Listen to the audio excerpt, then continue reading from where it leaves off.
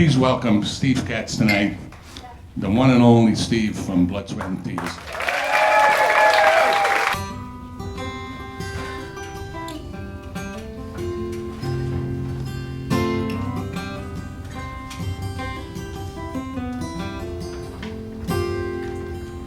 Well, the sawdust smelled so good to me, and the whiskey poured like rain.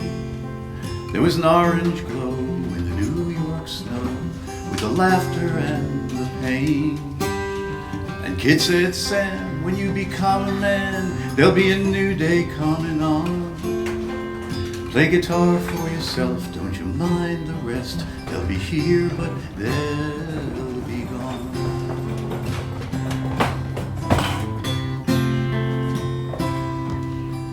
Well, I knew Sam, who was a Marxist, and Phil, the soldier too.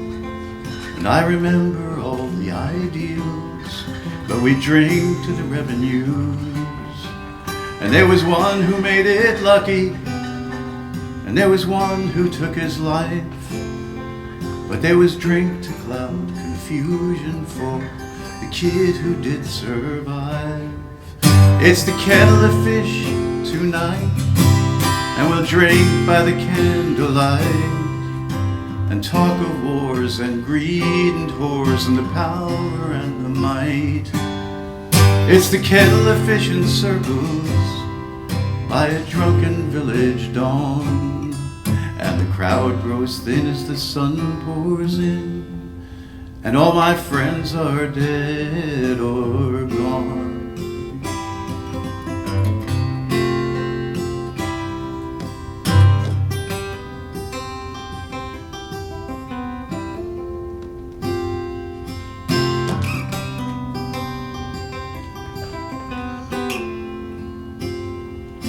Well, I knew Tim, who was a wobbly, and we drank to the 50 years.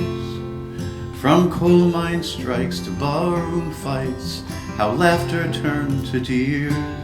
And when the waiter said, hey Tim, let's go, you drank too much for now. We trade songs in a local cafe, and the kid was in a cloud.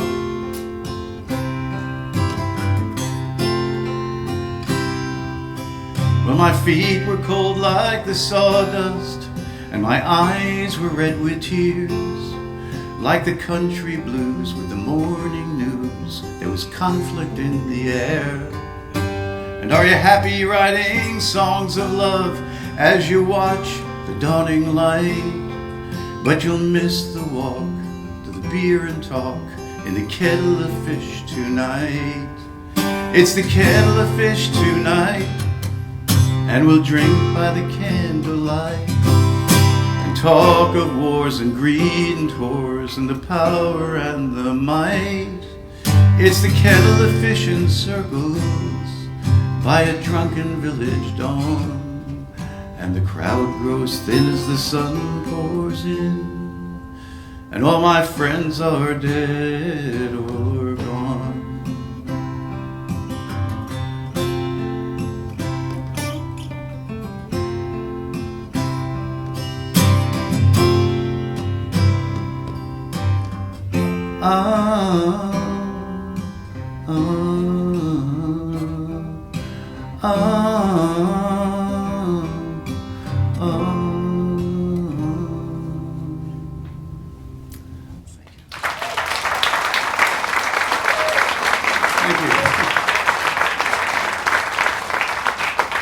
Thank you. And thanks for having me. And if you look behind me at the monitors, you'll see the bar called the Kettle of Fish, and I wrote this song that you just heard. I used to hate my school, and I was slowly becoming a beatnik. And the school that I went to, my last 3 years in high school, which was in the early 60s, and it was mainly jocks and hoods and me. I was the beatnik, and I had to survive, otherwise I would be beaten up all the time. So I got a column in the school newspaper, and I blackmailed everybody. I had all these bikers coming up to me, Ziggy, I say something nice about my girlfriend, you know. Sure, you know, if you punch out that guy over there because he's bullying me, you know.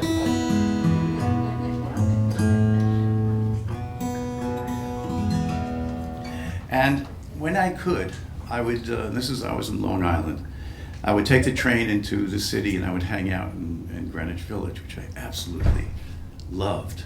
And it was just very beautiful in those days, you know, the crooked alleyways and the shops that, of course, don't exist anymore. And you'd walk down. They do? No, they're all Verizon and all that stuff. And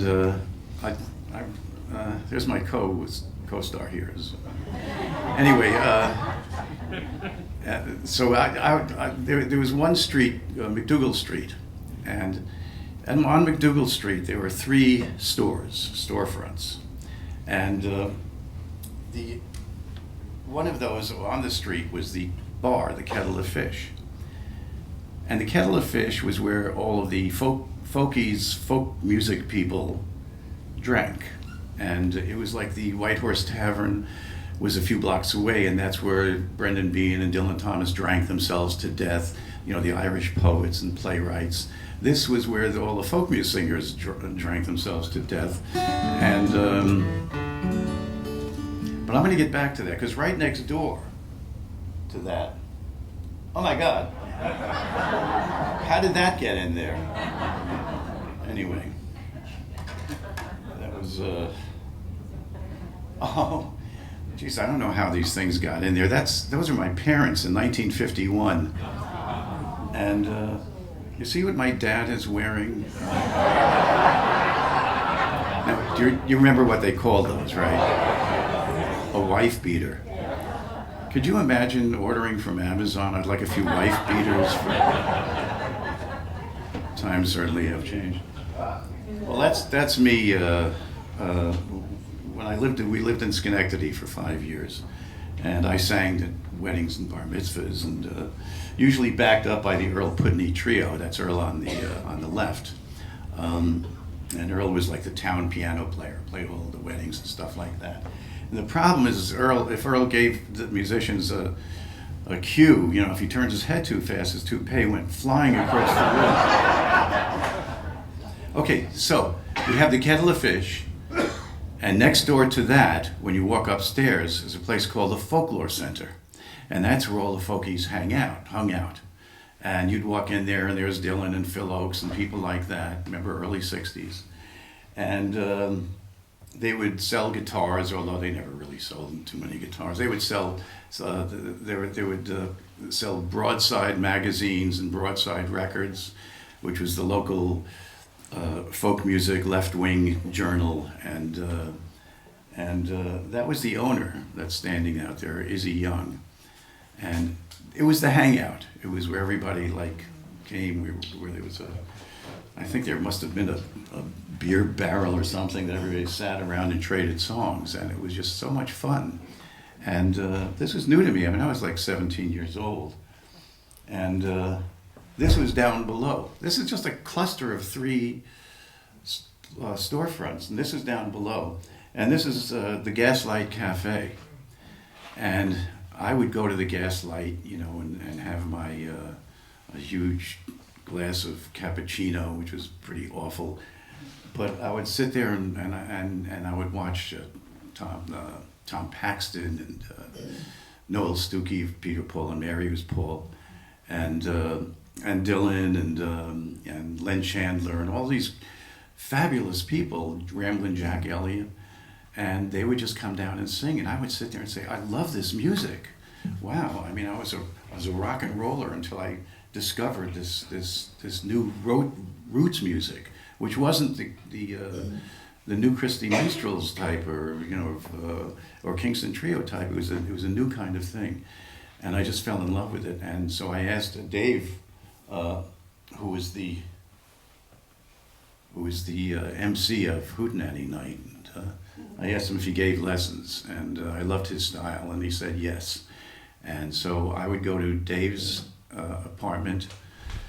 His first apartment was on West 15th Street on the 6th floor walk up. And I took lessons from Dave for 2.5 years, and a lot of my style I owe to Dave. Dave's wife, Terry Thal, who I'm still in touch with, Terry was managing some of the acts in the Village, including Bob Dylan. And Dylan had just come to town and was sleeping on the Van Ronk's couch. So I would go up there, and this guy was like snoring on the couch, you know, and look what happened. So Dave taught me this next song that I'm going to do, and there's Dave. And my friend Stephen Grossman said to me, you know, you really ought to go up and take lessons from Reverend Gary Davis. And so I went up to the South Bronx and took a couple of lessons from Reverend Davis and wound up driving him around. And Reverend Davis was just phenomenal. If you ever get a chance, you know, to me, Reverend Davis is one of the geniuses of 20th century American music. I mean, he played the guitar like you would play gospel organ or something. Do try to listen to him if you have the opportunity. So I went to, Dave taught me the song Candyman, and then I went up to Reverend Davis, and Reverend Davis taught me the same song. Evidently Dave had learned it from, so I became an expert at Candyman. And Reverend Davis did it, what's called front picking, like, Candyman. And Dave taught me back picking, where you start off on the middle string and go back instead of just going forward. And this is Dave's version of Candyman, which was like sort of like a nonsense song around New Orleans around the turn of the century, and it's interesting because a lot of people think that it's about prostitution, a lot of people think it's about drugs. To me, it's just like a children's nonsense song.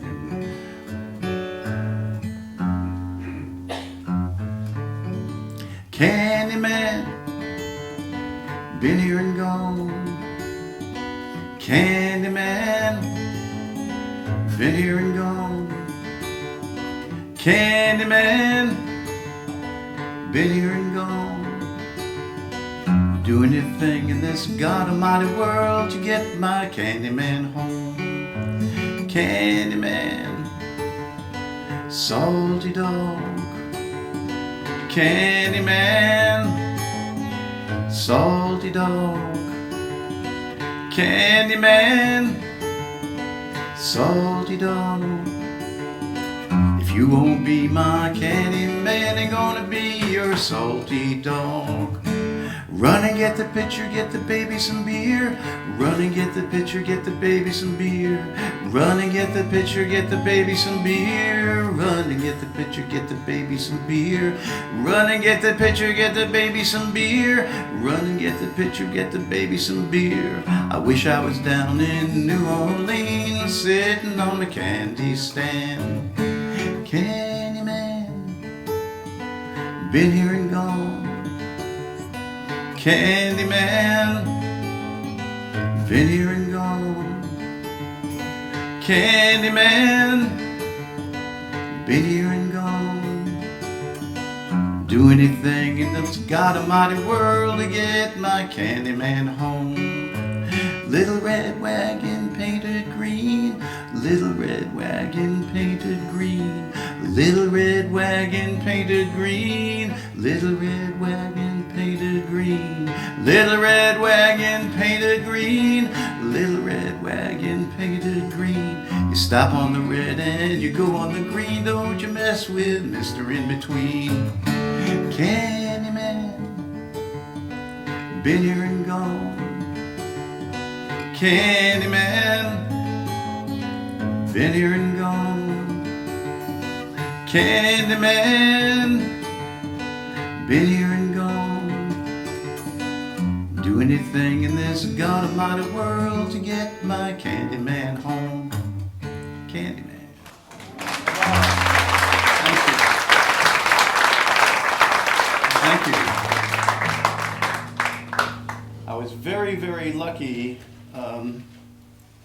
Very lucky. When I was a kid, a lot of people ask me, like, God, you've met so many famous people and stuff like that. But the people I think that really influenced me the most were some of the early blues singers that were rediscovered in the early 60s. What you have there is, on the left, Mississippi John Hurt, who I spent some time with, and Mississippi John Hurt, again, listen to his music, just beautiful stuff, very, very, just gentle and almost like folk music, it's not like nasty blues or anything like that. And on the right, I also met Skip James, and another incredible musician, and I'm going to play you a Skip James song now. Crow Jane, Crow Jane, why do you hold your head so high? Someday, baby, you're bound to die. I'm gonna get me a pistol, 40 pounds of bone. I'm gonna shoot my Crow Jane, Lordy, just to see her fall. Crow Jane, Crow Jane, why do you hold your head so high? Someday, baby, you're bound to die.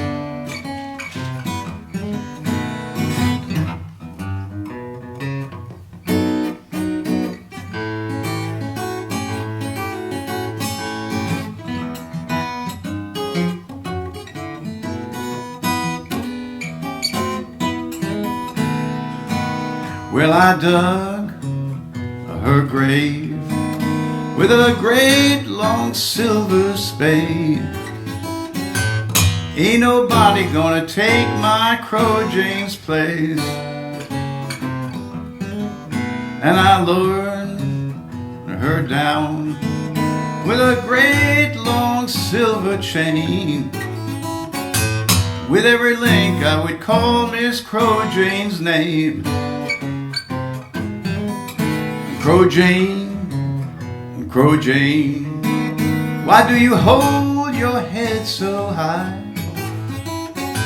Someday, baby, you're bound to die. Skip James. Thank you. I'm going to go back here a little bit. And so we used to, when I say we, there was a bunch of us kids in the village that were into roots music, and some of us were into old-timey music, and some of us were into country blues. I was part of the blues crowd, and he was just the most wonderful person on earth. And this song is typical John Hurt. It's called Richland Women Blues, and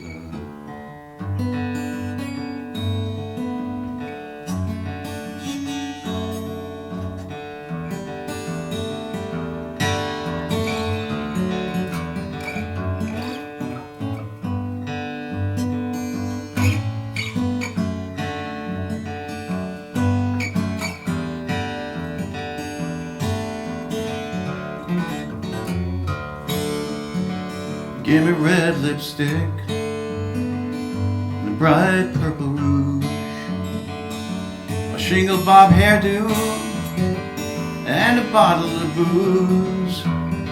Hurry down, sweet daddy, come and blow your horn. If it gets too late, sweet mama will be gone. Went to the fashion shop, I found the one I liked best.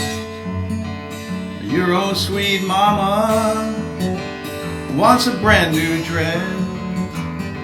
Hurry down, sweet daddy, come and blow your horn.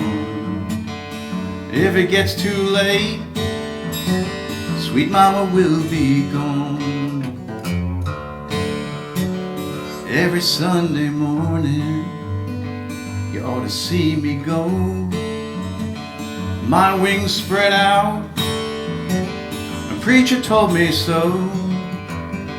Hurry down, sweet daddy, come and blow your horn. If it gets too late, sweet mama will be gone.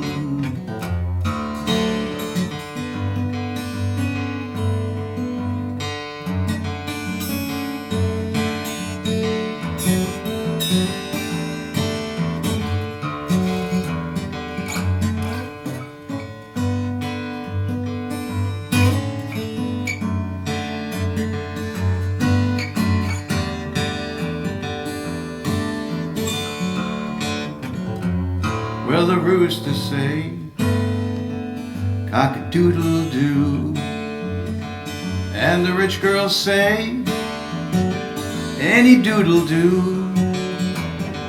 Hurry down, sweet daddy, come and blow your horn. If it gets too late, sweet mama will be gone.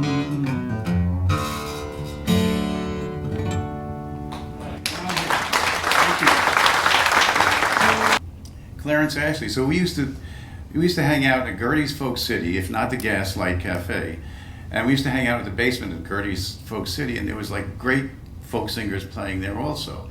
And up from North Carolina came Clarence Ashley and Tex Isley.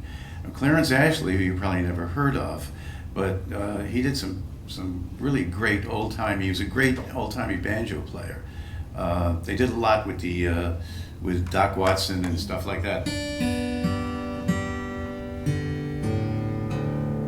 And when I went back to doing folk music, which is how I started, I wanted to do, in my show, I wanted to do a murder ballad.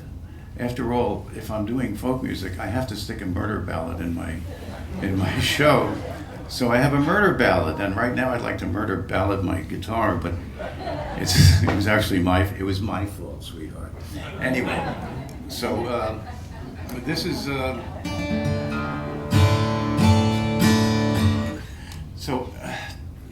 Tex Isley and Clarence Ashley played at the at Gertie's Folk City, and I was playing washboard at the time, and I'll get to that later. I'm a washboard player. I don't belong to the union as washboard. Well, anyway, that's. But Clarence Ashley came down and heard me playing washboard. He said, "Oh, why don't you sit in, with me?" And so I did, and I sat in with this legendary old-timey music player, and this is one of his songs.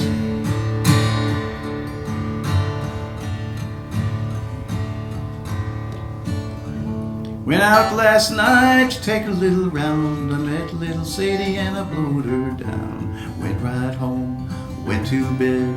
44 smokers laying under my head. Well, I began to think what a deed I'd done. I grabbed my hat and away I run. I began to run just a little bit slow. They overtook me in Jericho.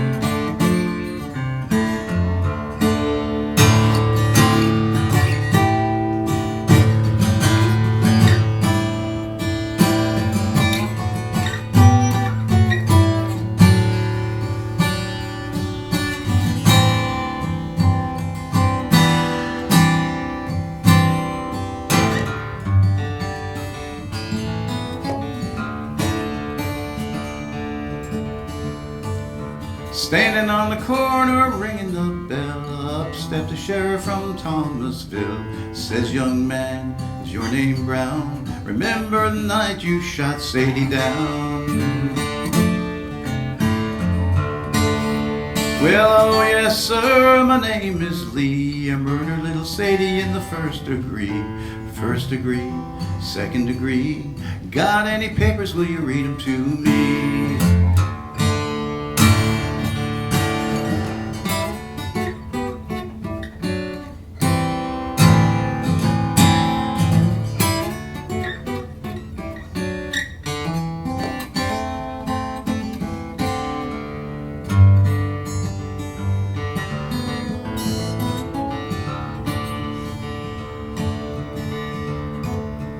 brought me downtown and they dressed me in black, put me on a train and they sent me back. Had no one to go my bail, they locked me up in that county jail.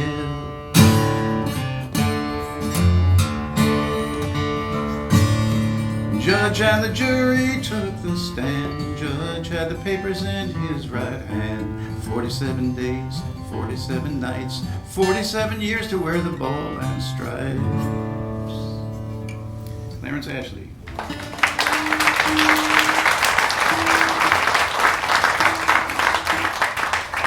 Thank you.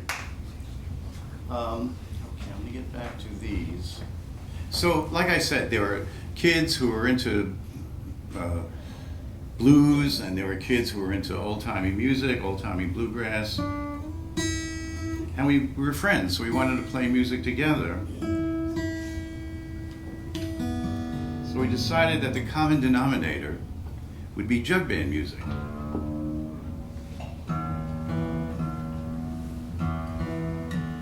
So we put together a jug band, and it was called the Even Dozen Jug Band. And what you have is on the left, the girl on the left is Maria Mulder, and John Sebastian is somewhere. There's John up on the rafter with his harmonica case. I'm back there somewhere. David Grissman, the great mandolin player, is there.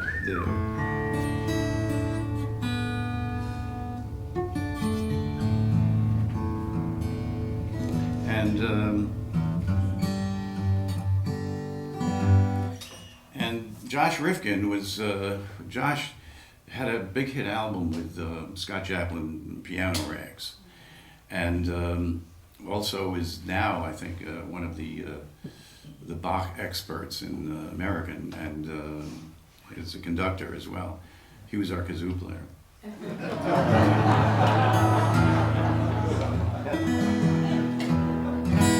Oh, I know what you're thinking. You're thinking, hey, this guy was supposed to be in rock and roll. He was in Blood, Sweat, and Tears. Why is he playing all of this folk music? Well, okay. This is like, it'll get into the rock and roll part eventually, but just to satisfy you people, just to show you that I still remember some of these things, I'm going to play you my guitar part to Spinning Wheel. And then we'll get back to, the good stuff. So here's my guitar part to Spinning Wheel.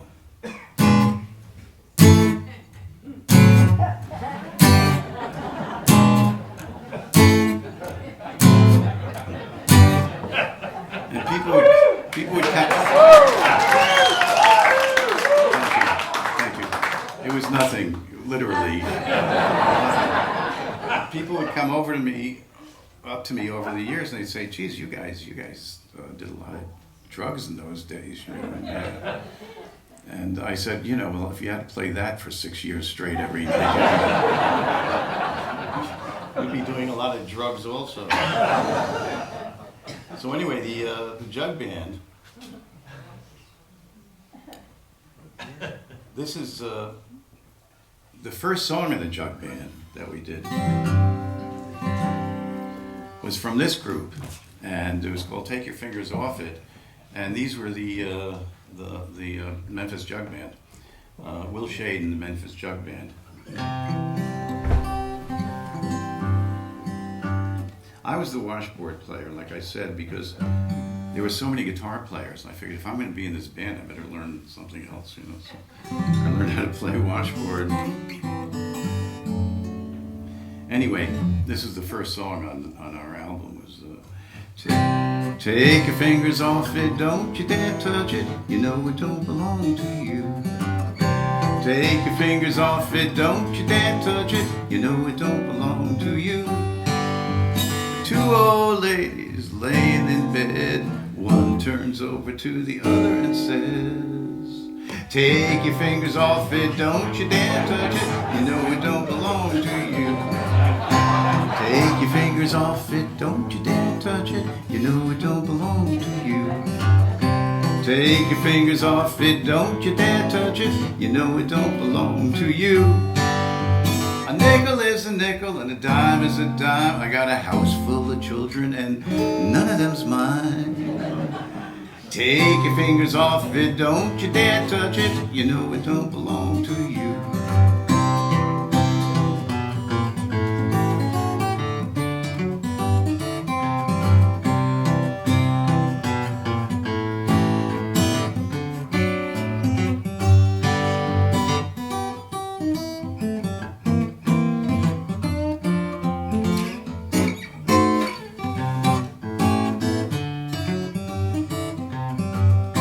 Take your fingers off it, don't you dare touch it. You know it don't belong to you.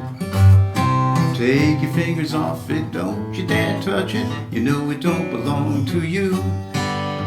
I never been to heaven, but I've been told St. Peter taught the angels how to jelly roll. Take your fingers off it, don't you dare touch it. You know it don't belong to you. I mean, you know it don't belong to you.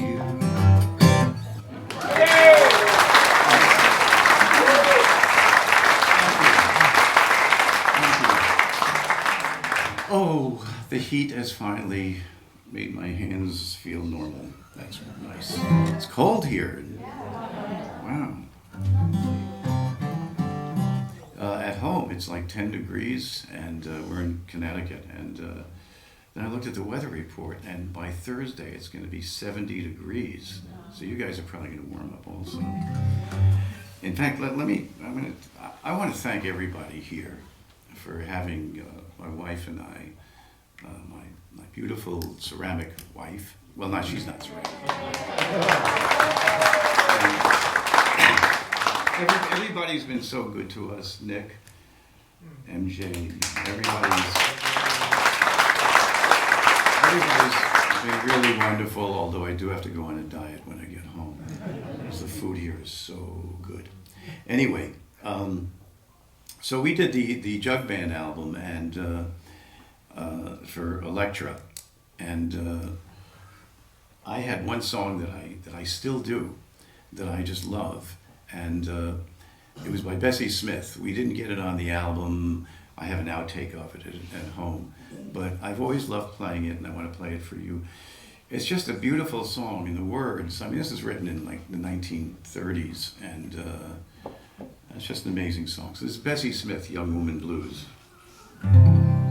Woke up this morning, chickens crowing for day. Fell down the right side of my pillow, my man had gone away.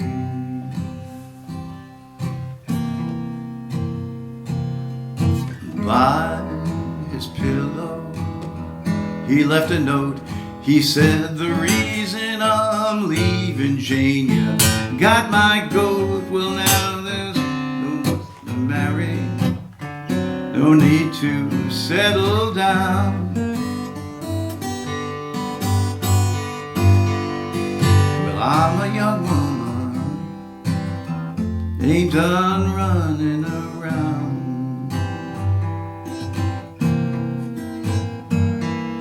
Well, I'm a young woman, I ain't done running round.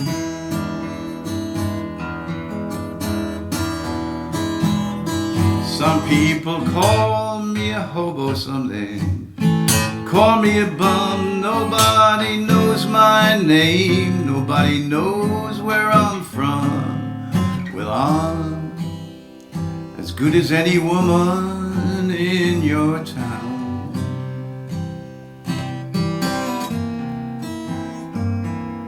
Well, I ain't no high yellow and I ain't no kind of brown. Well, I ain't gonna marry, ain't gonna settle down. I'm gonna drink good moonshine and run these browns down. You see that long, lonesome road, and you know it's got to end.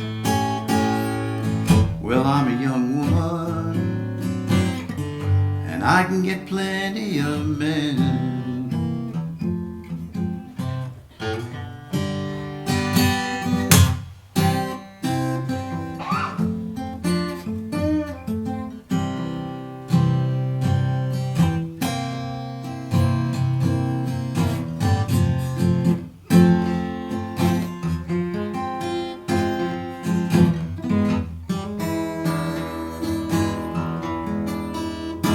You see that long, lonesome road, and you know it's got to end. Well, I'm a young woman, and I could still get plenty of men.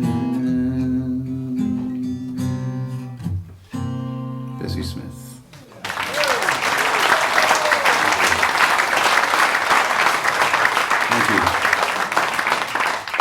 So here's the jug band at we're at Carnegie Hall.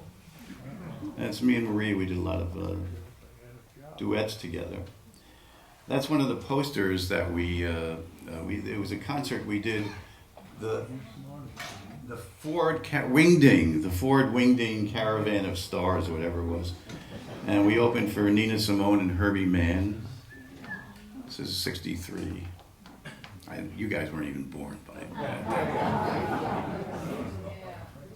And then after the jug band, my friend Stefan, who was in the jug band, and myself went out to California, and we went to Berkeley for the summer on $100, and we would drive cross country with we had acoustic instruments that we would sell along the way, and that way we made some money to get to. We were driving a '52 Mercury with a broken fuel pump, and it was tough, but it was. Oh, I'm so happy that I did that, because that's when America was. Everything was different, you know. Everything was wonderful. It wasn't like Starbucks all over the place, you know. You go to different places for breakfast, and you had eggs like that were huge, you know, and it was different and wonderful. And I'll never forget, in Vernal, Utah, I was driving, and I always drove with my head out the window because I wanted to sightsee. I'd never been out there. So, of course, the guys, my friends Stefan and Mark, would start screaming, you know, in agony, you know, like, please, look at the road. I said, listen, I'm having a good time. Anyway, our signal broke, signal light in the back, and we got stopped by the state police in Vernal, Utah. And here we are with all of these instruments in the back. This is the height of civil rights time, right? And the cop stops us, and he says, I want you to get back into my car. So I went back into the police car, and I was sitting in the back seat, and his partner came back and said to his partner, do you think we ought to have them play us a tune? And the other partner said, no, we're off, you know, our shift is done, let's let them go. Right? So I said thank you and left a little puddle on the back seat. So one of those incidents you never forget. And so anyway, we went out to California, we went to Berkeley, and we took a couple of weeks because we got ourselves a gig at the Ash Grove in LA. So we drove down to LA, and we were sitting around McCabe's guitar shop, and there was this kid there. Oh, by the way, this is when I was hanging out with Mississippi John Hurt, because he was also playing the Ash Grove. And I got to be close with John. And anyway, so we found this kid who was just a great guitar player, and we said, hey, you know, why don't you join us, you know, and play the week-long gig at the Ash Grove? And he said, sure, you know. So we called ourselves the Gramercy Park Sheiks, and that's Stefan on the left, me in the middle, and Ry Cooder on the right, who was the kid. And we were the Gramercy Park Sheiks. I wonder if Ry remembers this. Anyway, of course, the next question is, do you think I gained any weight? But that's it. Okay, so, I'm going to do a song because I just love doing it. It's a song that I did a benefit with John Sebastian and a whole bunch of people, Happy Tram and Woodstock. And we had to pick songs from Harry Smith's Anthology of American Folk Music. And everybody had picked a song already. I was like the last one to pick a song. So there was only one song left. And I said, oh my God, I have to learn this. So I learned this song, and I've been playing it ever since for the past few years. And I just love it. So yeah, you're gonna have to suffer through it. I just hope I remember some of the words. I may have to. It's called King Kong Kitschy Kaimio, and better known as Froggy Went A-Courtin'. And it goes back many years, and I just love this song. And yeah, I'm hardly reading this. It used to be that I didn't use it at all, in my book. And then I put it sort of like on the side. And as I get older, it keeps getting closer to me, I couldn't see it, then I put on my glasses and I still, okay, so it keeps getting closer. Most people are doing this now. Was it Lucinda, what's her name? Lucinda Williams has a great line. Years ago, somebody asked her, they said, a journalist said, a lot of people don't like the fact that you're actually reading your lyrics and at your shows. And she said, well, if they took as much as acid as I did in the 70s.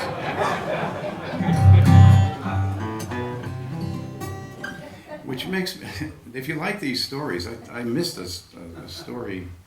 Oh no, I didn't miss it. I'm actually up to it. So we came back. Welcome to the senior years. We got back from California, and I went back to school. I was going to C.W. Post College. I was an English lit major, and C.W. Post College, as I was telling you, was C.W. Post. The grounds were owned by Marjorie Merriweather Post, and she donated it.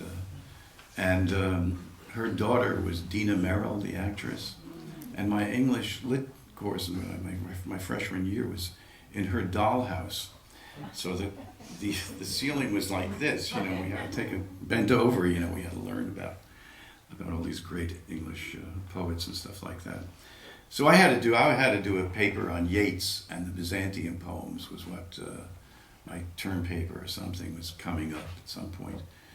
I don't know if you've ever read any of Yeats's Byzantium poems. There's only 2 of them, and I never got through them because I fell asleep. You cannot read these things without falling asleep. It's so boring. Oh, the symbolism and the metaphors and oh God, give me a break. Let me go and watch my Dobie Gillis reruns. So there I was teaching on the weekends at Fretted Instruments, was next to the Waverly Theater on 6th Avenue in the Village.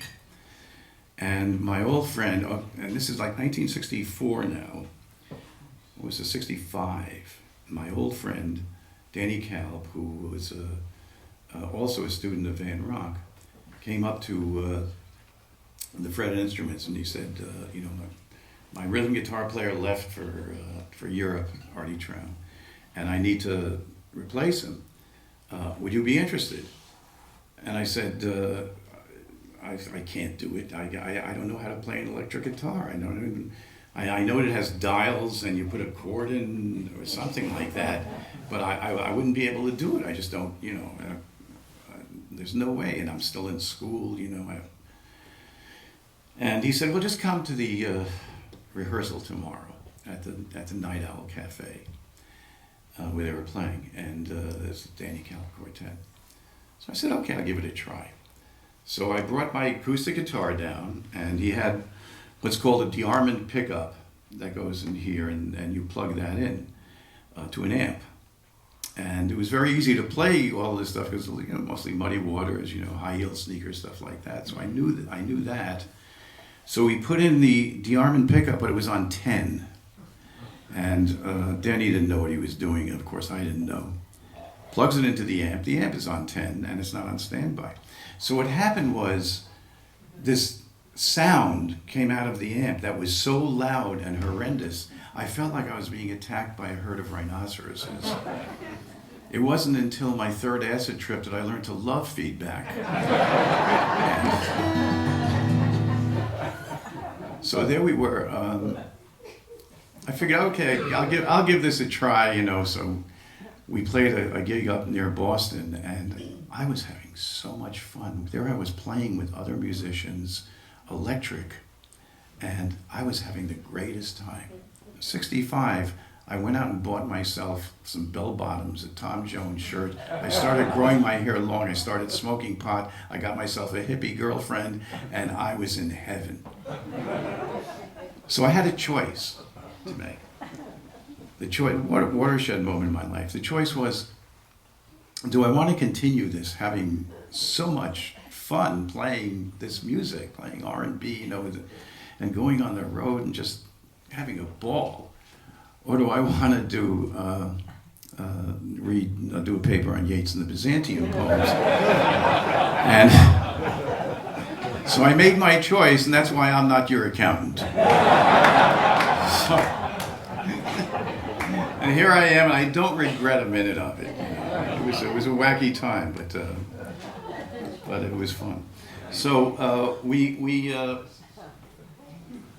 called ourselves the Blues Project. This is our first album. We made 3 albums. We had a terrible record company who never gave us money. I mean, 2 of the albums were live, and you know they didn't give us studio money. Really, they treated us pretty poorly. And we did one gig at the Cafe Au Go-Go, and we became the house band there. And Roy, the drummer, his foot pedal broke, and so somebody had to go up to the mic and do something. And these were crazy days. So I ran up to the mic and did one of my favorite songs at the time. I did Catch the Wind by Donovan. And we rehearsed it and recorded it. And it came out, and they actually used it on Miami Vice and something like that. And the interesting thing is that recently, a friend of mine, Richard Barone, was telling me that, and he's a friend of Donovan's, and he was telling me that they were talking, and Richard and Donovan really liked my version. And so Richard said, well, why don't you email Steve and tell him that? And so he did, and I emailed, it was very nice, and I emailed Donovan back saying, I'm really glad that you like the song, but it's been 60 years, you son of a bitch. You could have said something before. In the chilly hours and minutes of uncertainty, I want to be in the warm hold of your love and mine. To feel you all around me, and to take your hand along the sand. Ah, but I may as well try and catch the wind.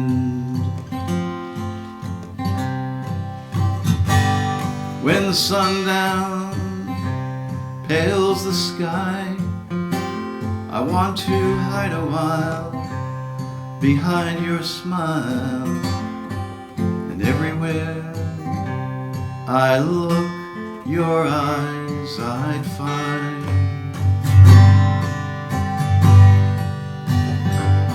For me to love you now would be the sweetest thing.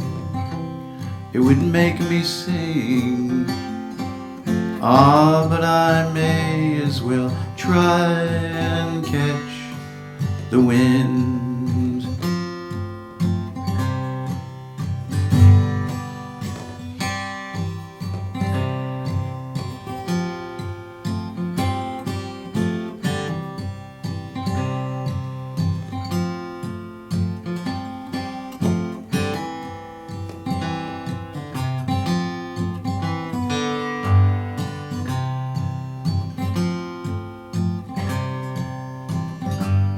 When rain has hung the leaves with tears, I want you near to kill my fears, to help me blue, to leave all my blues behind.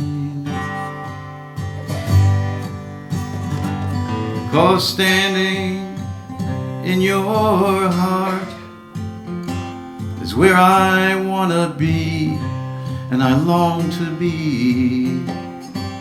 But I may as well try and catch the wind. But I may as well try and catch the wind.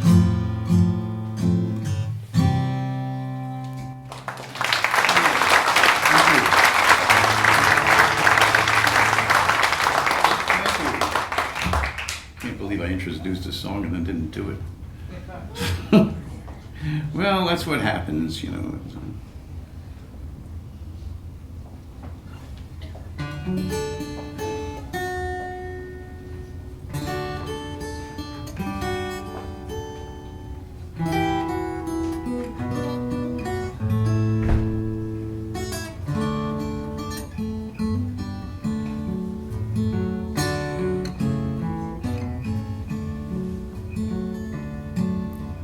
Froggy went a-courtin' and he did right.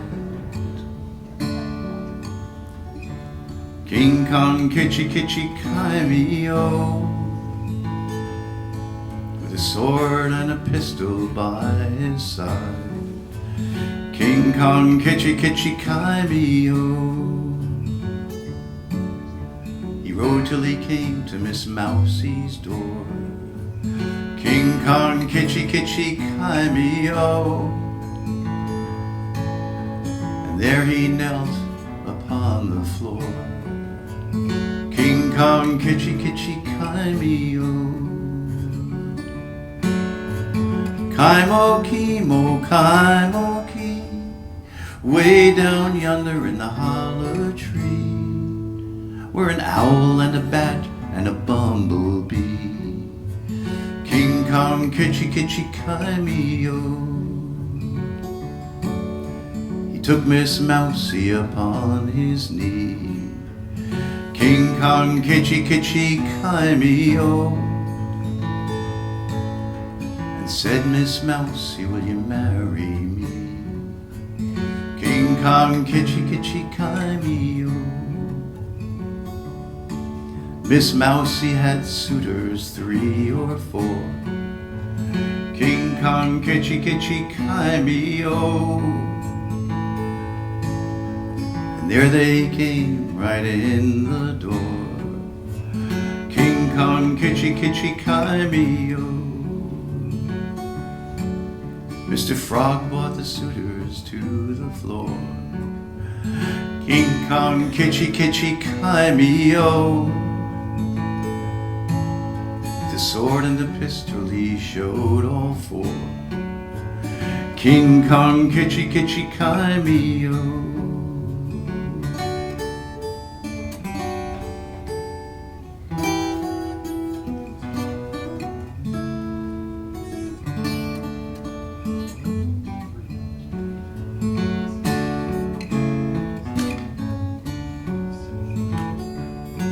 Now they live far off in a hollow tree. King Kong kitchy kitchy Kaimio, where they all have wealth and children 3.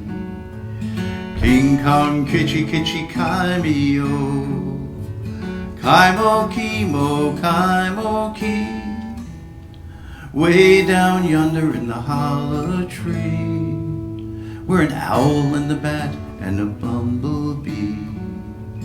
King Kong kitchy kitchy Kaimio. Thank you.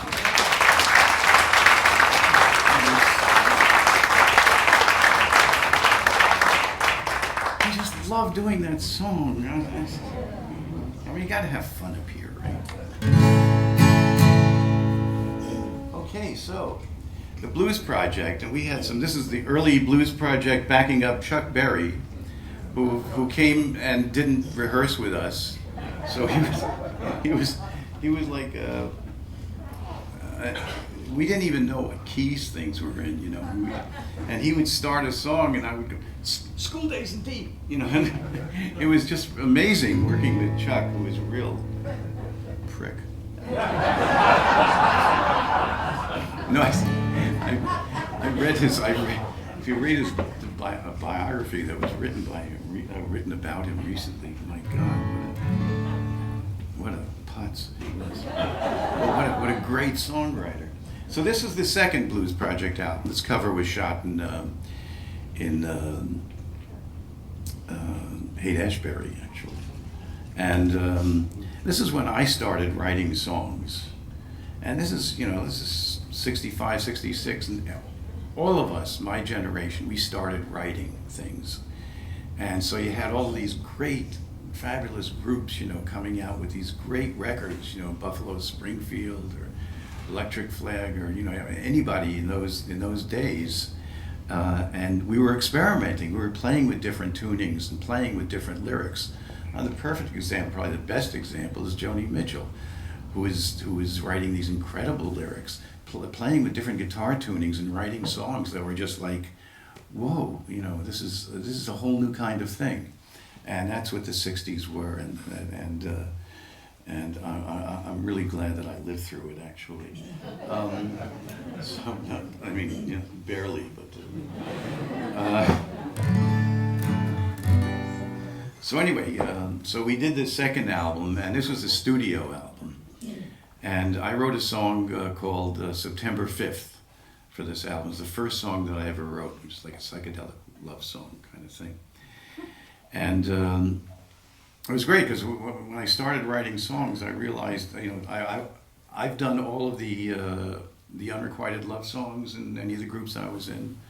And so I did the ballads and the mellow things. And when I wrote this, and it was about a girl who walked out on me, and then the song after that I wrote was about a girl that walked out on me, and I realized, wow, I'm onto something here. A girl would walk out on me, I'd smoke a joint and have a shot of Jack Daniels and write a song. Not anymore. My beautiful Allison and I have been together 36 glorious years. Anyway, she's waiting for me to say something else. No, I'm serious, dear. So this is so it was called September 5th, the song that I wrote for this album. And we were on the road. In those days, you didn't have cell phones or anything like that, and our manager that we had at the time was he was a moron, and so the record company called him up. We were on the road. The record company calls him up and says, "Jeff, we have the tapes and we have the artwork, but we're missing the name of the second song on the first side." And Jeff says, "Second song, first side, second. Oh, that's Steve's song." "Thanks, Jeff." We get off the road. I'm looking at the notes, and it says, "Steve's song." I said, "What the hell is Steve's song?" One of the reasons that I do this, that I play for people, is because I want everybody, as many people as to know that I would never name a song after myself.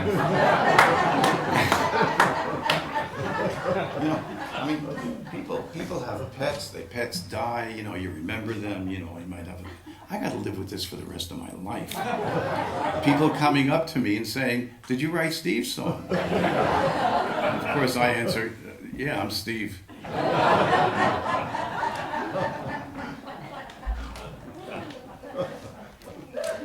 So here's September 5th, and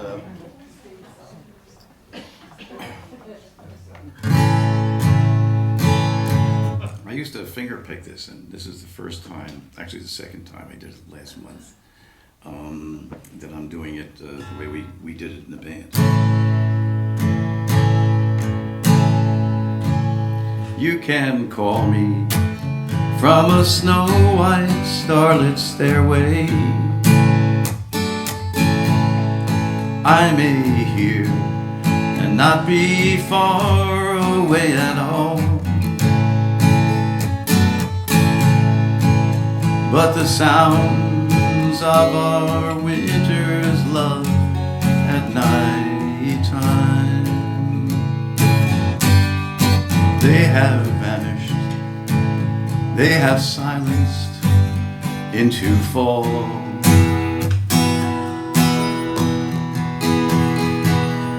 You can crystallize through my mind's weary wanderings. I may see your shadowed image on my wall,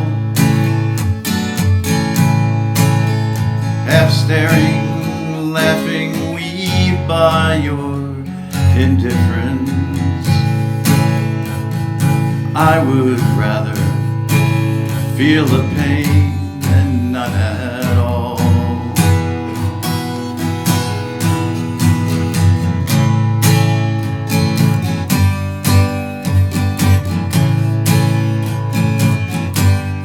If again I really see your face before me,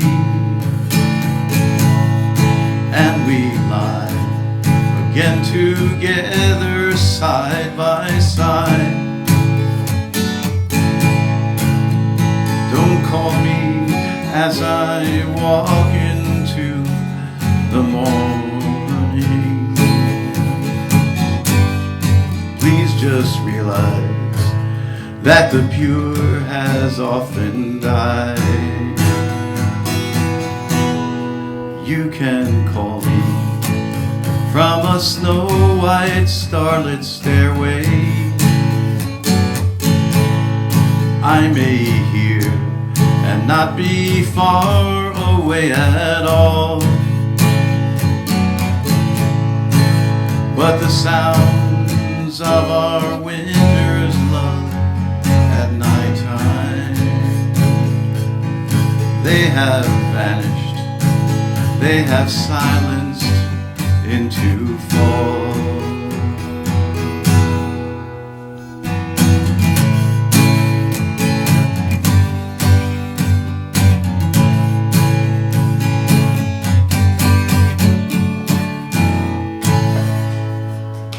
Thank you. Thank you. So here's a couple of posters. That was at the Cafe Au Go-Go. We were like the house band at the Cafe Au Go-Go. And I lived in the village, so I would come down. Next to the Cafe Au Go-Go, you had the Bleecker Street Cinema. And on the other side, you had the Garrick Theater. And they were both showing art house movies. So I would go early, and of course I knew the people there. I would pick up a scene in one movie, pick up a scene in another, go to the next theater. And I sort of like, it grew my love for cinema. But in between, I would go down to the Cafe Au Go-Go and, you know, have a malted or gopi or something like that before rehearsal if I was early. So one night, or one afternoon, I go down and I walk into the bathroom and go to the urinal, and I hear the voice of Bobby Kennedy coming out of a stall in the men's room. And I'm freaking out. He's talking to himself. Bobby Kennedy is in a stall at the Cafe Au Go-Go in Greenwich Village on a Thursday afternoon talking to himself. And I'm like, oh my God, this is the weirdest thing. So I ran out and I found Howard Solomon, who owned the place, right? I said, Howard, Robert Kennedy's in the bathroom talking to himself. And Howard said, no, that's David Fry, the impersonator. He's your opening act. Thank God. And then I had this horrible thought that what if he was, because he was known for doing Richard Nixon, what if he was doing both of them?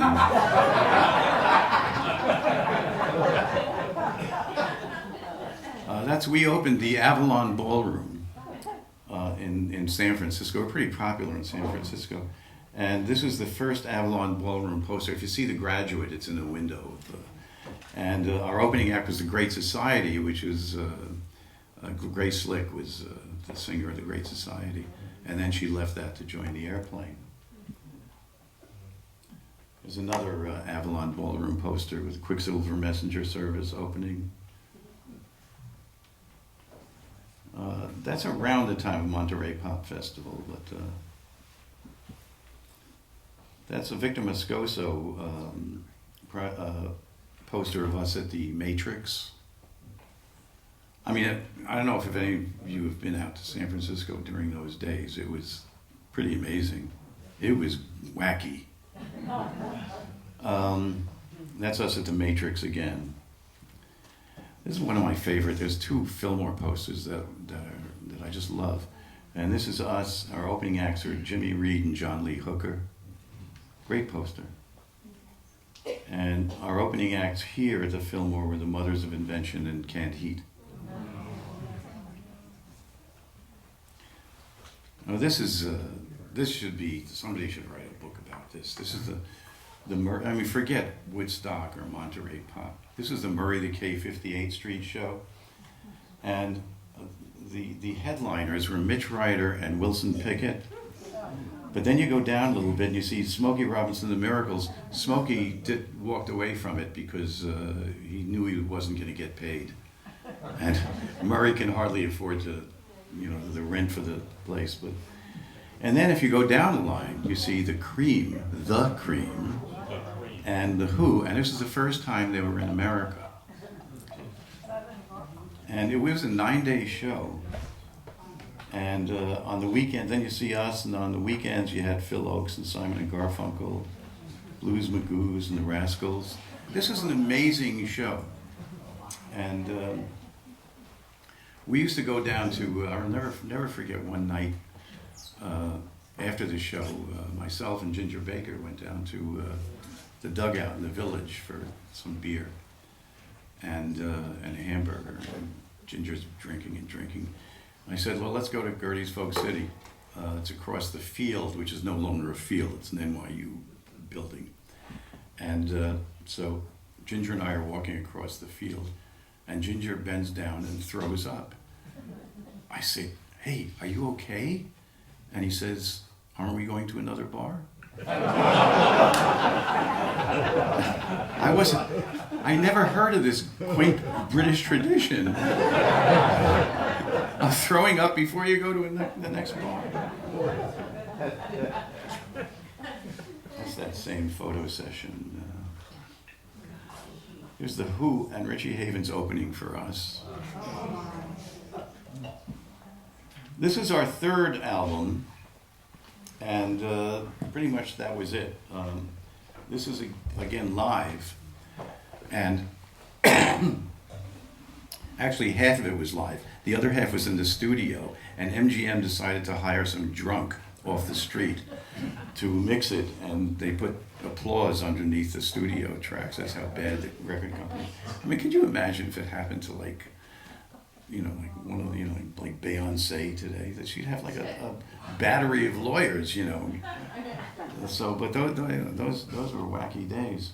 I'm going to diverse here for a second because speaking of live applause, or putting applause in, after Blood, Sweat and Tears, I produced Lou Reed for 3 years. Believe it or not, I still have some brain cells left. Not too many, but anyway, the first album I did with Lou was called Rock and Roll Animal, and it was a live album. And I don't know if you're familiar with Lou, and anyway, we took the tapes. It was done at the Academy of Music. We took the tapes back to RCA to mix. It was just me and the engineer, thank God, because if I had to mix with Lou, I would be still in an mental institution. But we found out that we were missing an audience track. Now, in these days, you could just take a digital, audience digital, separate it, and you have a stereo. In those days, you didn't. You needed 2 audience tracks. So we found out, and we went through the 24 track, that we were missing an order. Somebody had stepped on a cable or whatever. And so I said, well, Gus, what do we do? He said, well, I'll go into the archive and I'll grab the audience track from another concert. So he goes in 10 minutes later, he comes back, he says, I got it. We can just run through run it through on the tape.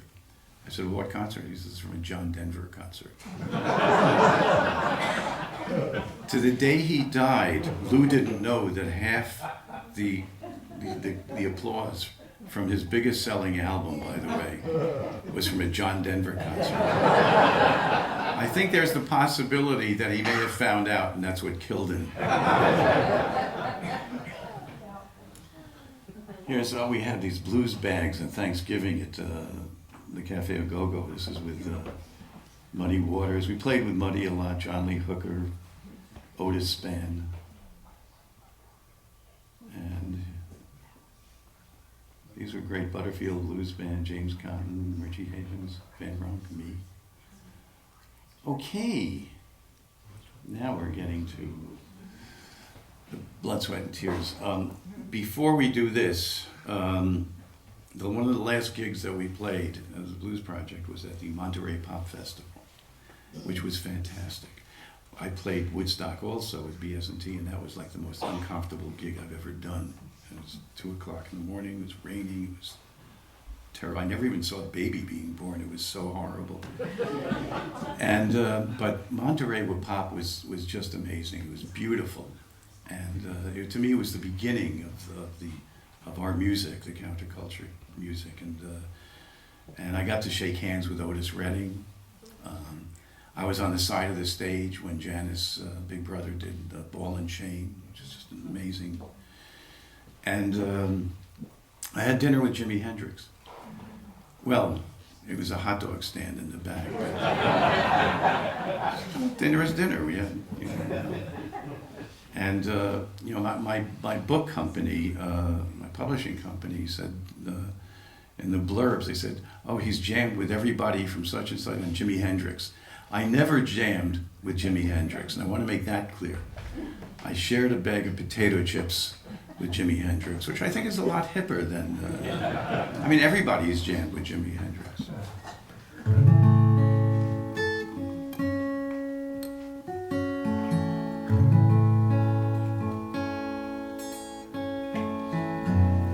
So, in the Blues Project, there was, one of my bandmates was Al Cooper. Al was Dylan's organ player for a while, and Al had left the Blues Project before Monterey.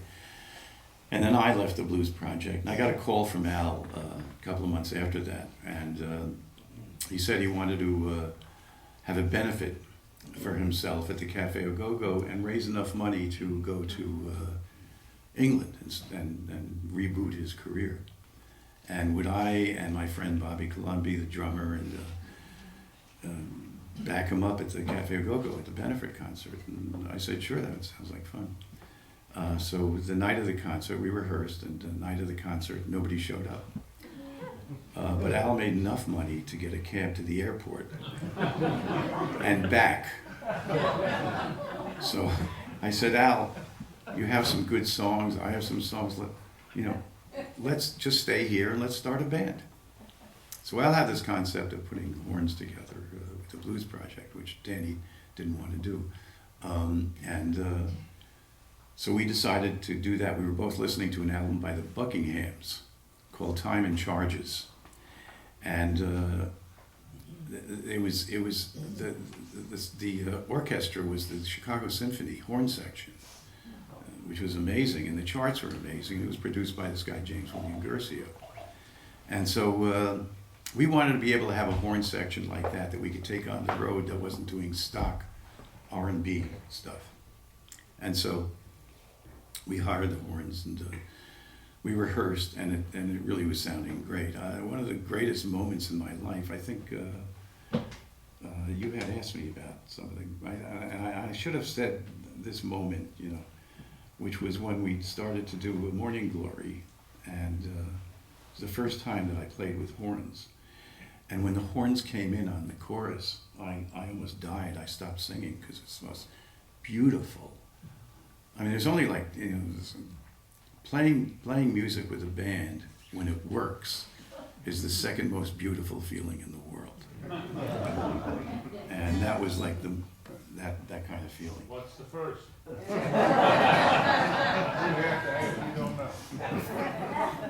The first is having Ben and Jerry's ice cream for dessert. Okay, so this album we did in 2 weeks.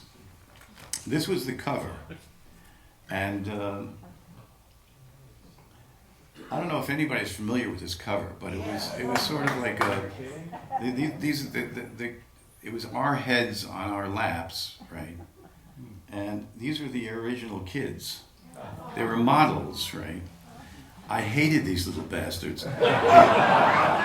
They were all spoiled models. Mommy, get me off of this hippie's lap. It was like, oh, kid, shut the fuck up. It was just horrendous. That was the original. And anyway, so I wrote a song that I'm not going to do here because it was a nasty little song about a girl that leaves me. And of course I smoked a joint and I shot a Jack Daniels.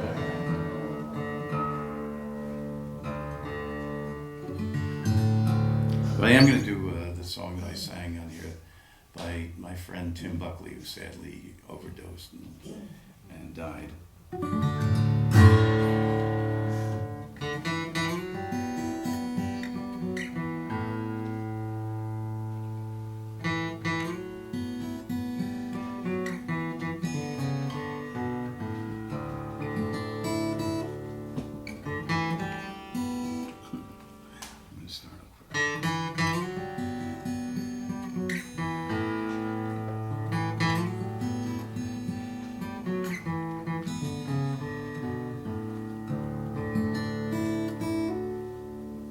I lit my purest candle close to my window, hoping it would catch the eye of any vagabond who passed it by. And I waited in my fleeting house before I came. Before he came, I felt him drawing near. And as he neared, I felt the ancient fear that he had come to wound my door and jeer.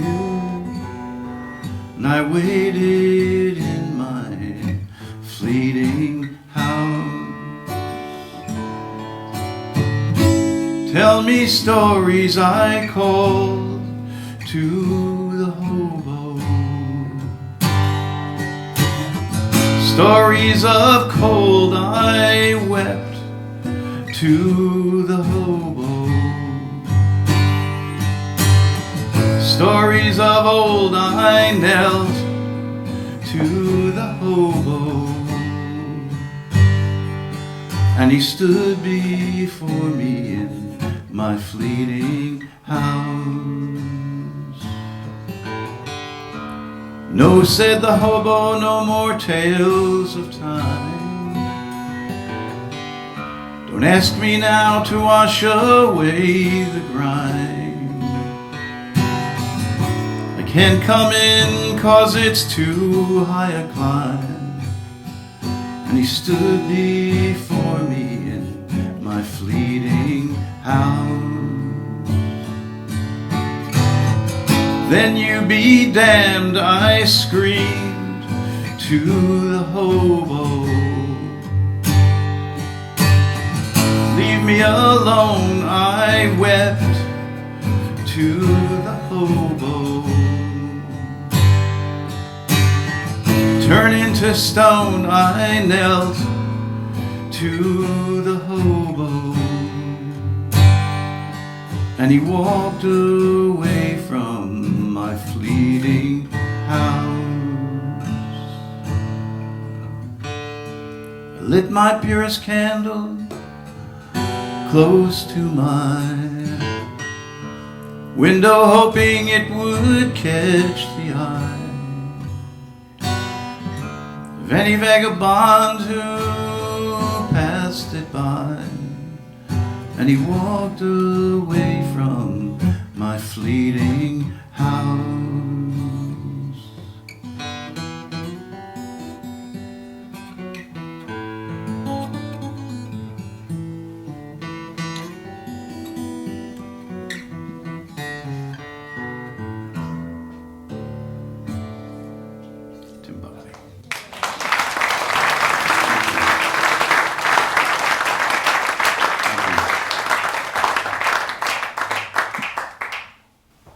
And there's a promo shot, and that's I love this poster. And I think I'm the only one that has this.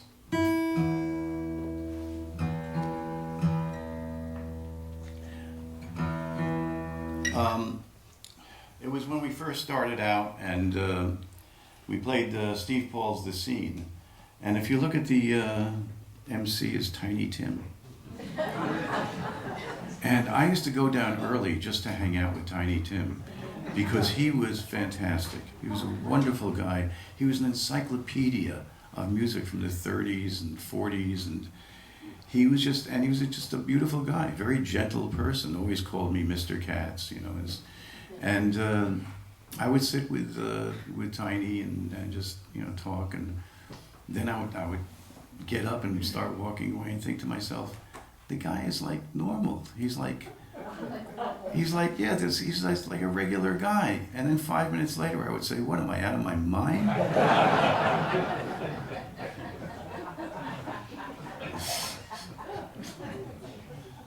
This is Cream. This is when we opened for Cream, our first promotional tour at Winterland. And this is backstage, me and Clapton smoking a joint. That's another promotion picture. This is Al dressed as a Hostess Twinkie. Those were the days. And this is funny. This is on that promotional tour, this is Detroit at the Grande Ballroom. And our opening act is the Psychedelic Stooges, which was Iggy and the Stooges. Shows you how old Iggy is. Oh, and here we go. So anyway, my parents, as soon as I decided to do rock and roll and not stay in school, my parents hardly spoke to me. They wanted me to be a doctor or a lawyer. They wanted me to be both a doctor and a lawyer. And instead, I became a rock and roll, a blues musician. And when we had our first hit record, I think it was You Made Me So Very Happy, I got a call from my mother. And she said, Stephen, we knew it all along.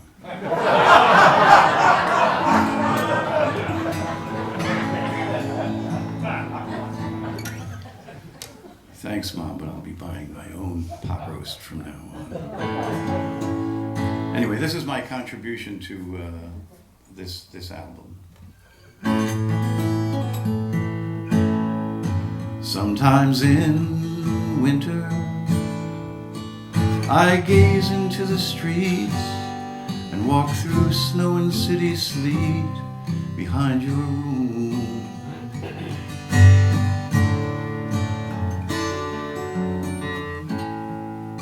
Sometimes in winter, forgotten memories remember you behind the trees with leaves that cry.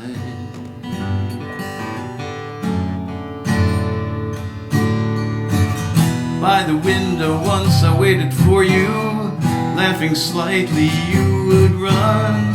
Trees alone would shield us in the meadow, making love in the evening sun. Now you're gone, girl, and the lampposts call your name. I can hear them in the spring of frozen rain. Now you're gone, and the time slow down till dawn. It's a cold room, and the walls ask where you've gone.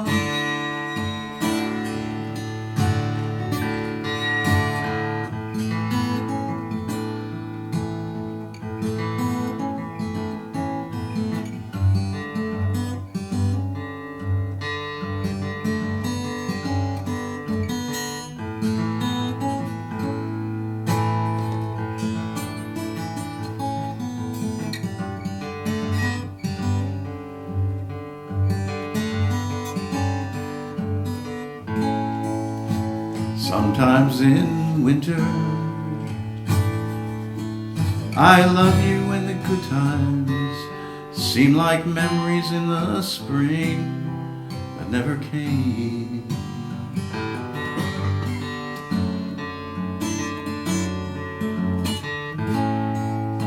Sometimes in winter, I wish the empty streets filled with laughter from your tears to ease my pain.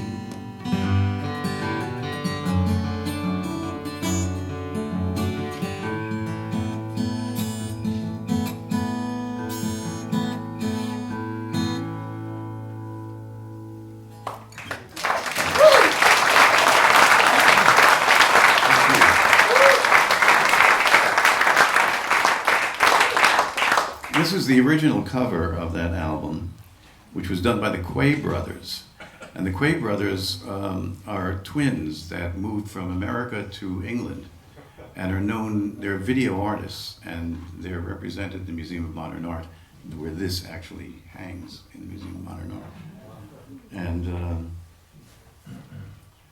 we can just go through some of these before I do my last song. That's the Fillmore, the Marquee, Blood, Sweat and Tears, and Jimi Hendrix, Grateful Dead.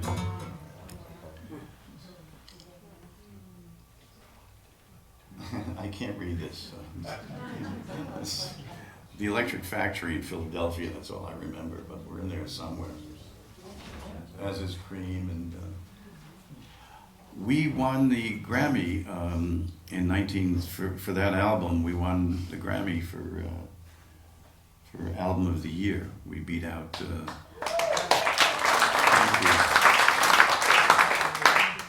we beat out some really shitty albums like Abbey Road, Crosby, Stills, Nash. I don't know how we did it, but it was the Grammy was actually handed to us by Louis Armstrong. You see, it's the only time I've worn a tuxedo. And there's Jerry Hyman, neighbor of Jerry's. That is the Grammy. This is an interesting, this is a cash box when we had the #1 record and When I Die. Now if you look at number 9 and 10, it's Wedding Bell Blues and Eli's Coming. All three of these were written by Laura Nyro. And this was when David Geffen started his empire. Was he basically bought out? He managed Laura, and wound up owning CBS publishing company, and they called it Tuna Fish Music, and that's how he bankrolled that into Arista Records. Not Arista Records, Asylum. Oh, I have this at home. It's the only gold or platinum record that I have hanging in my house. This is a quadruple platinum album because my wife, who I love dearly, hates gold records because they look ugly. And you know what? She's right. They really do. They really are ridiculous looking things. Here's one of the benefits that we did. an anti-war benefit. Harry Belafonte and Dave Brubeck, Judy Collins and Richie Havens, Jimi Hendrix, Peter, Paul, and Mary and the Rascals. It was 1969 that, and you know, our records were hits at this point, 69. And it was an interesting October of 69, the Mets were playing the Orioles in the World Series. And there was a lot going on. And there was a march, a mobilization committee against the war, organized a march. Well, it was all across America. The biggest one was in New York. We were solidly booked. But about a month before the march, I said to the band, because I was very much against the war, very much against the Nixon administration, and I said to the band, hey guys, we're gonna have to, I have to march that day, and I know we're booked, so you can get a sub, you can fire me, you can cancel the gig, whatever, but I'm marching that day. It means I love you guys, I love the music we're doing, I love everything about this, but there's only one thing that means more to me, and that's to march against this war and this administration. And so we canceled the gig. The night before the march, I got a call from a friend of mine. He says, I got an extra ticket to the game tomorrow.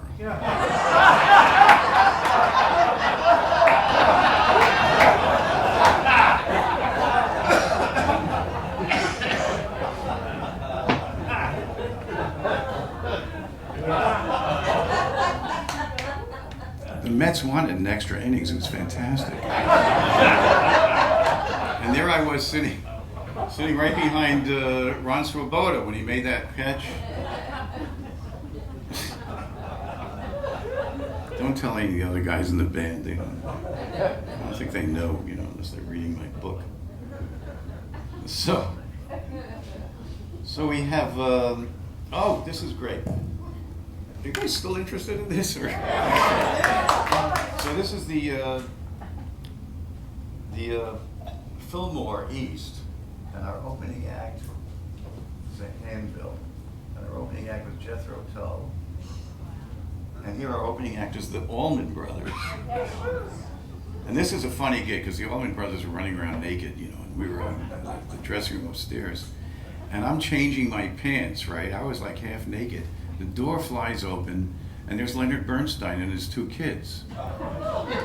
He says, oh, I'm just showing my kids around. I said, well, do you mind if I put on my pants, Miles Davis opened for us at Madison Square Garden.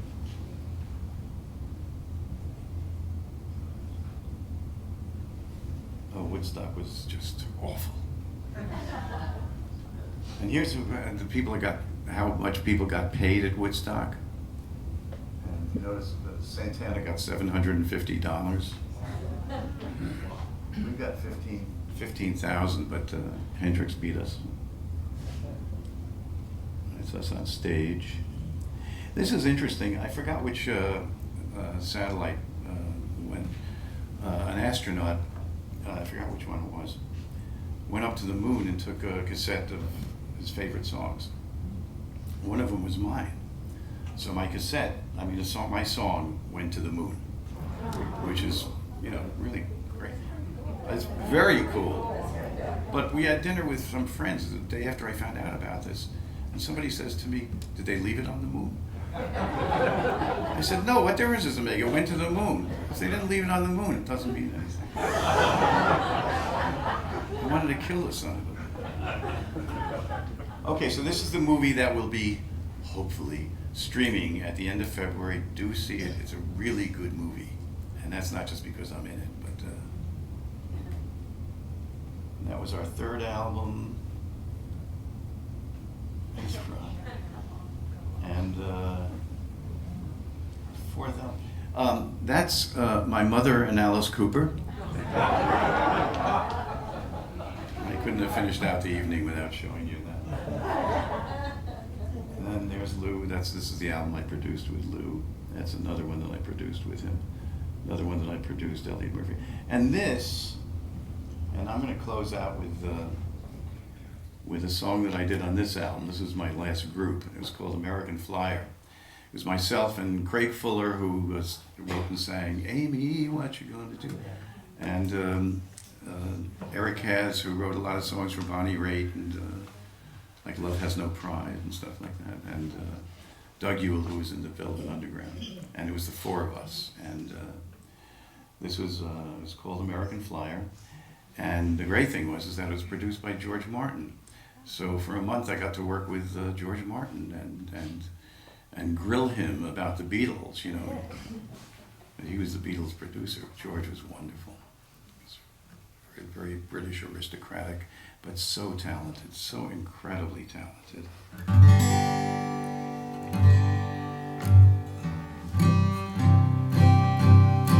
So we did this, and this was one of my songs, and George wanted to do this, and he came up with like little background vocal tricks that were so Beatles-like, you know, like in the chorus.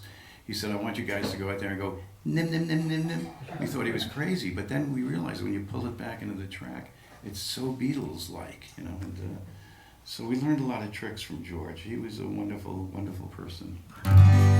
Thank you for coming, and you've been a wonderful audience and very tolerant of my flaws.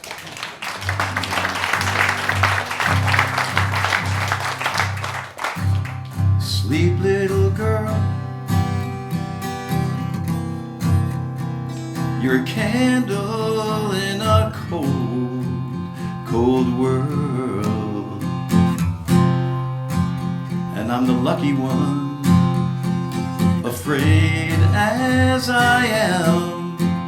I know I'm your only man.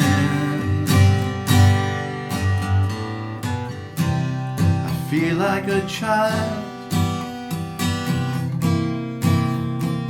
I need your body close to mine, and friends for life ain't easy to find, but you are a friend of mine. I was a man in high school, but you can only be a man for a woman who gives you love, treats you good, gives you everything she could. And back in '57, I believed in heaven someday. Ooh, back in '57, I believed heaven someday. Sleep, little one, your rainbow in my morning sun. And as I wake up, all my thoughts seem so gray, but you are a rainbow today. I feel like a boy now in the same ways I felt like a man in my high school days. I've been bought and I've been sold, and that's just, I've been bought, I've been sold, but that's just rock and roll. And back in '57, I believed in heaven someday. Whoa. Back in '57, I believed in heaven someday.